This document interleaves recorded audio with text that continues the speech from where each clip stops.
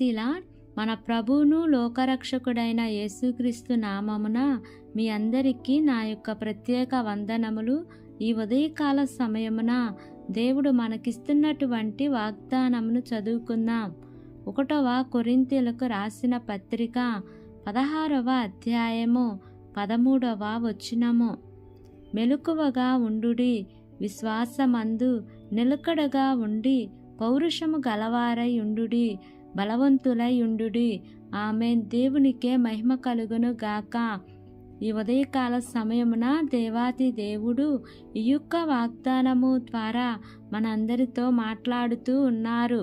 ఈ యొక్క వాక్యమును మనం జ్ఞాపకం చేసుకుంటే, విశ్వాసమందు నిలకడగా ఉండుడి అని దేవుడు చెప్తూ ఉన్నారు. ఈ ఆత్మీయ జీవితంలో విశ్వాసమందు నిలకడగా నిలబడాలి. అలా నిలబడినప్పుడే మన విశ్వాస జీవితంలో దేవుని యొక్క హస్తాన్ని, దేవుని యొక్క కార్యములను మనము అనుభవిస్తాము. మనము విశ్వాస జీవితంలో ప్రయాణం చేస్తూ ఉన్నప్పుడు మనము మానవ దృక్పథముతో, మనము మానవ రీత్యా ఏది కూడా ఆలోచించటానికి వీలు లేదు.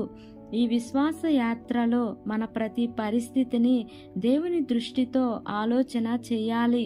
దేవునికి అనుకూలమైనది ఆయన తలంపు ప్రకారముగా మనం ఆలోచన చేయగలిగితే తప్పకుండా విశ్వాసంలో స్థిరులుగా నిలబడితే దేవుని యొక్క కార్యములను చూడగలుగుతాం. బైబిల్ గ్రంథంలో ఇశ్రాయేలు ప్రజలు యెరికో గోడలు దాటి వెళ్ళాలి. ఆ యెరికో గోడలు చాలా బలమైన గోడలు. ఆ యెరికో గోడలు కూలిపోయే గోడలు కాదు. ఇశ్రాయేలు ప్రజలు ఆ యెరికో గోడలు దాటే ప్రసక్తే లేదు. కానీ వారు దేవుని యొక్క దృక్పథముతో, దేవుని యొక్క విశ్వాసముతో, నా దేవుడు ఎంత బలమైన గోడలైనను కూల్చగలడు, వాటిని దాటించగలడు అనే విశ్వాసము ఇశ్రాయేలు ప్రజలకు కలిగింది. కాబట్టి ఆ యెరికో గోడలు కూల్చబడ్డాయి. అలాగే ఎర్ర సముద్రము కూడా వారి ముందు ఉంటే ఇశ్రాయేలు ప్రజలు అనుకున్నారు, ఆ ఎర్ర సముద్రంలో కూడా దేవుడు రహదారిని ఏర్పాటు చేస్తాడు అనే విశ్వాసము వారికి కలిగింది. కాబట్టి వారు ఎర్ర సముద్రాన్ని వారు దాటగలిగినారు. ఆ ఎర్ర సముద్రంలో ఒక దారిని దేవుడు ఏర్పరచగలిగినారు. ఈరోజు చాలామంది మేము విశ్వాసంలో ఉన్నాము అని అంటారు. కానీ వారి యొక్క సమస్యలు మానవ దృక్పథంతో చూస్తూ, మానవ కనుదృష్టితో చూస్తూ, మానవ రీత్యా ఆలోచన చేస్తూ దేవుని యొక్క కార్యాలకు దూరమైపోతూ ఉన్నారు.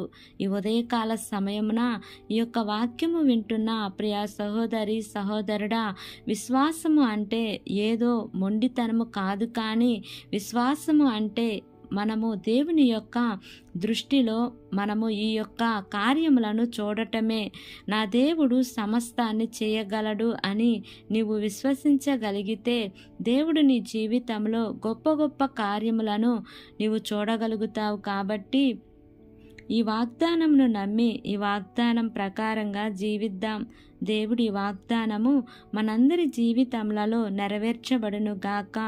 ఆమేన్. ప్రార్థన చేసుకుందాం. ప్రేమ కలిగిన యేసయ్యా, కృప కలిగిన దేవా, నీకు వందనాలు తండ్రి. నీకు స్తోత్రములు ప్రభువా. ఇంతవరకు నీ కృపలో మమ్మల్ని కాచి కాపాడిన విధానాన్ని బట్టి నీకు వందనాలు తండ్రి. ఈ ఉదయకాల సమయమున మీరు మాకు ఇచ్చినటువంటి ఇటు వాగ్దానాన్ని బట్టి నీకు వందనాలు ప్రభువా. ఎంతమంది బిడ్డలు ఈ వాక్యమును విని ఈ ప్రార్థనలో ఏకీభవిస్తున్నారో తండ్రి, ప్రతి కుటుంబాన్ని మీరు జ్ఞాపకం చేసుకోండి అయ్యా. నీ మేలుల చేత వారిని తృప్తిపరచమని మిమ్మల్ని వేడుకుంటున్నాను ప్రభా. మేము విశ్వాసములో స్థిరులుగా ఉండే కృపను దయచేయండి దేవా. బాధలలో, ఇరుకులలో, ఇబ్బందులలో విశ్వాసంలో ముందుకు అడుగులు వేస్తూ జయం వెంబడి జయమును, కృపను పొందుకునే కృపను దయచేయమని మిమ్మల్ని వేడుకుంటున్నాను ప్రభా. మా దేశమును, దేశ ప్రజలను, దేశమును పరిపాలిస్తున్న ప్రతి అధికారుల కుటుంబాలను జ్ఞాపకం చేసుకోండి అయ్యా. నీ మేలుల చేత వారిని తృప్తిపరచండి దేవా. నూతనముగా ప్రారంభిస్తున్న ప్రతి కార్యక్రమంలో యేసయ్యా మీరు ముందుండి నడిపించండి దేవా. కుటుంబంలో అయితే శాంతి, సమాధానము, నెమ్మది లేక జీవిస్తున్నారు తండ్రి. అట్టి కుటుంబాలలో నీ యొక్క శాంతిని, సమాధానమును, నెమ్మదిని, నీ యొక్క ఆశీర్వాదాలను నా ప్రభ కుమ్మరించమని మిమ్మల్ని వేడుకుంటున్నాను ప్రభా. ఎక్కువగా ప్రార్థన చేసుకునే కృపను దయచేయండి దేవా. అయా మెలకు కలిగి నాయన నిన్ను స్తుతిస్తూ, నిన్ను ఆరాధిస్తూ, నిన్ను మహిమపరిచే బిడ్డలుగా చేయమని మిమ్మల్ని వేడుకుంటున్నాను ప్రభా. అయా ప్రార్థన ప్రతి పరిస్థితిని మారుస్తుంది కదా తండ్రి.